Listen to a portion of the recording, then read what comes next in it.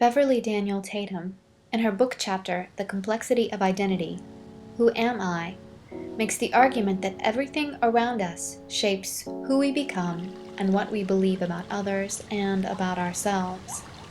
Race, family, sex, gender, age, class, sexual orientation, abilities, religion, social and political context, language, place of origin, all these factors affect who we are. Who am I? Tatum asks.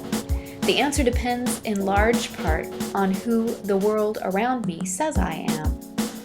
The daily experience of living in a society provides constant feedback about what is acceptable or unacceptable, what is normal and desirable and good.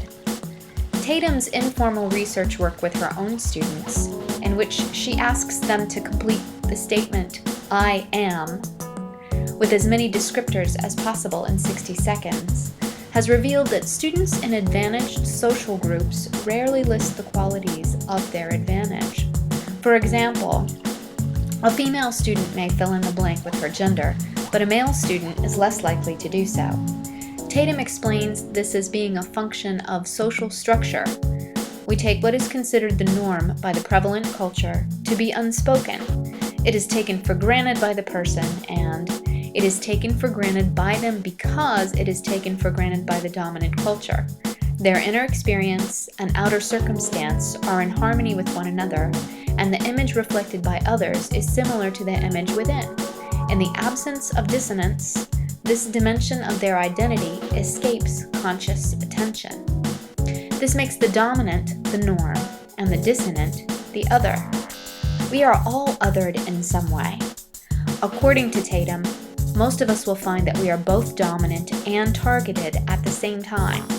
But it is the targeted identities that hold our attention and the dominant identities that often go unexamined.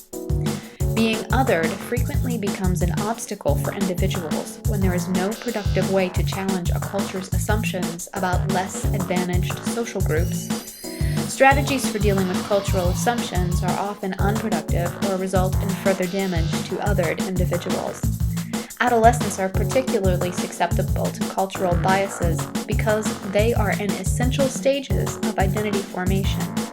The things they learn about who they are make lifetime impressions. To change the landscape of oppression around us, Tatum argues, we must examine who we are in our full humanity, embracing all our identities to create the possibility of building alliances that may ultimately free us all. How, I wonder? And then I think maybe we can start by filling in the blank.